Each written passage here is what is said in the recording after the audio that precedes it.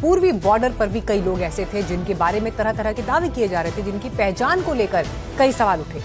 सोचिए, जो लोग दशकों से देश के सिस्टम में दीमक की तरह घुसे हों, वोटर आई कार्ड से लेकर राशन कार्ड तक हासिल कर चुके हों, खुद को भारत का नागरिक बताते रहे हों, क्या वो अचानक अपनी बांग्लादेशी पहचान उजागर कर देंगे? ये मुश्किल लगता है, लेकिन पश्चिम बंगाल में यही हो रहा है। मुख्यमंत्री शुभेंदु अधिकारी ने एक फैसले से सीधे घुसपैठियों की जुर्रत पर प्रहार किया और इसका असर बांग्लादेश के नजदीक सीमा पर दिख रहा है।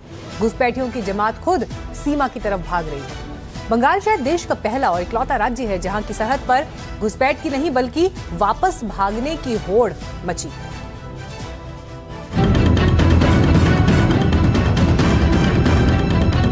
जल्दी जल्दी भागो। एक एक घुसपैठिए को चुन चुन कर देश के बाहर निकालेंगे। माथे पर चमकता सूरज है, चिलचिलाती धूप है, चेहरे पर तनाव है और पश्चिम बंगाल के नॉर्थ 24 परगना के हकीमपुर का चेक पॉइंट है। 100 से ज्यादा पुरुष, महिलाएं और बच्चे इस इंतजार में हैं कि बॉर्डर खुले तो सरहद पार करें, बांग्लादेश लौट जाएं। कानून की सख्ती का खौफ ऐसा है कि जो कल तक खुद को भारतीय बताते थे, आज खुद अपने बांग्लादेशी होने का सबूत दे रहे हैं। हम 5 साल पहले आए थे और दमदम में राजमिस्त्री का काम कर रहे थे। यहाँ की सरकार हमें रहने की अनुमति नहीं दे रही है। हम वापस जा रहे हैं। 4 बरस हम 4 साल से इस इलाके में रह रहे थे और राजमिस्त्री का काम कर रहे थे। एनआरसी शुरू हो गया है और हमारे पास कोई दस्तावेज नहीं है। यह हमारे यहाँ आने के बाद ही शुरू हुआ है। अगर हम अवैध रूप से नहीं रह सकते तो हम और क्या कर सकते?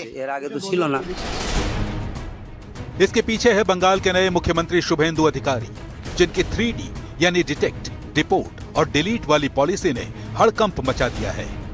इस हड़कंप का दायरा कितना बड़ा है ये भी बताएंगे, लेकिन पहले आपको घुसपैठियों के खिलाफ शुभेंदु के ऑपरेशन 3D के बारे में बता देते हैं।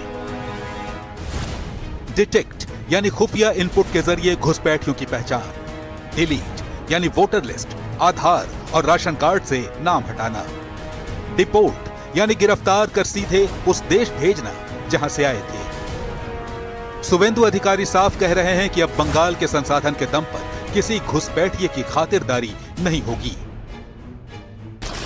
अरे ये लोग चला जाना चाहिए और उनका बांग्लादेशी जो नागरिक है उनका लेने का जिम्मेदार तो है उनका। तो जब हम लोग यहाँ से बोल रहा था तो अब वहां से उनका जो स्पोक्स पर्सन है, मैं देखा था सोशल मीडिया में और यूट्यूब में आया, जो उन्होंने बताया जो बांग्लादेशी है वो तो हम लोग ले लेगा।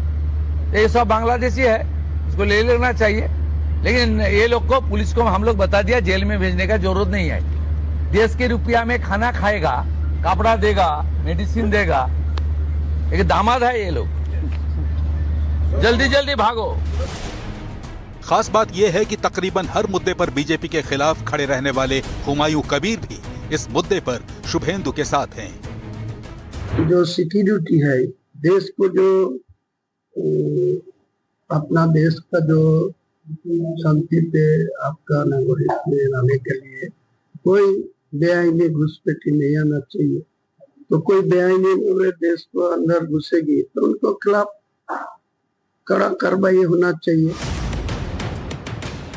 बंगाल के तमाम जिलों में हाईटेक होल्डिंग सेंटर यानी डिटेंशन कैंप्स एक्टिव किए जा रहे हैं। मुर्शिदाबाद बंगाल का पहला जिला बन गया है जहां बांग्लादेश से घुसपैठ के इल्जाम में 3 लोगों को पकड़ कर रखा गया। इन घुसपैठियों को 30 दिनों की कस्टडी में रखा जाएगा। इस दौरान मजिस्ट्रेट की देखरेख में कागजात की जांच होगी, बायोमेट्रिक डेटा सेंट्रल डेटाबेस में सेव किए जाएंगे और फिर बीएसएफ इन्हें बांग्लादेश के हवाले कर देगी। हालांकि 31 दिसंबर 2024 से पहले भारत आ चुके हिंदू, सिख, जैन, बौद्ध, पारसी और ईसाई समाज के लोगों को सीएए के तहत पूरी सुरक्षा दी जाएगी। डिपोर्ट नहीं किया जाएगा, लेकिन ये सुरक्षा चाहिए तो दस्तावेजी सबूत जरूरी हैं। इसलिए सीएए वेरिफिकेशन सेंटर में फिलहाल तिल रखने की जगह नहीं है। आपको उत्तर 24 परगना के 12/7 में ऐसे ही एक दफ्तर का हाल दिखाते हैं।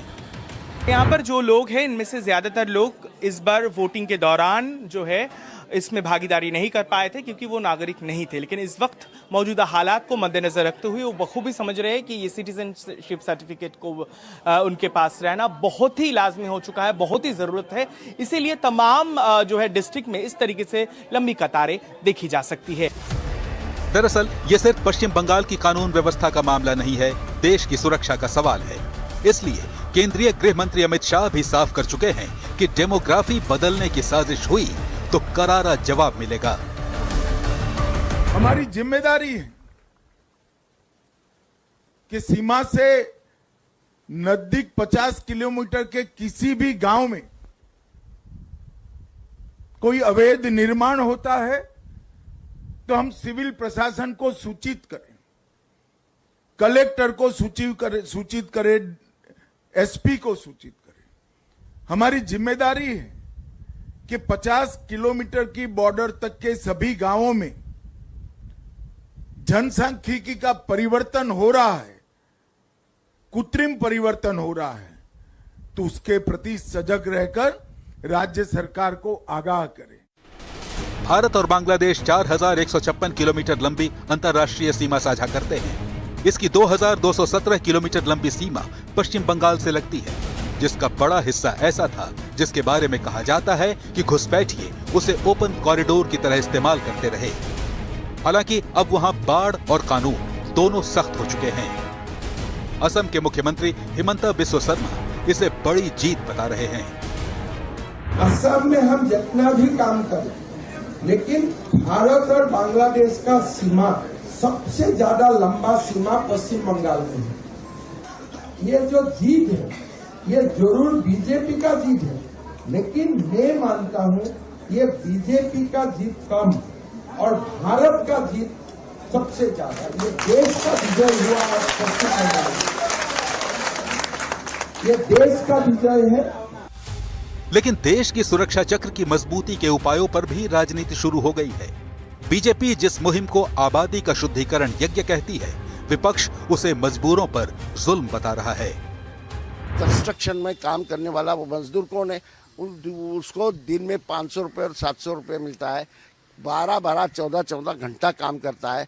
कौन काम करेगा? ये गरीब हैं इसलिए कुछ एम्प्लॉयमेंट नहीं इसलिए काम करते हैं ना। ऐसा है कि आज सारा मुंबई में कंस्ट्रक्शन चला है, रीडेवलपमेंट जो चला है, कौन कर रहा है? गरीबों के खिलाफ की ये जो लड़ाई है मेरे ख्याल से बिल्कुल गलत है। सियासी नैरेटिव चाहे जो भी गढ़े जाए, लेकिन घुसपैठ के खिलाफ कानून और ऑपरेशन 3D ने ये साफ कर दिया है कि नए भारत की सीमाओं में घुसना तो दूर, अवैध रूप से टिकना भी नामुमकिन है।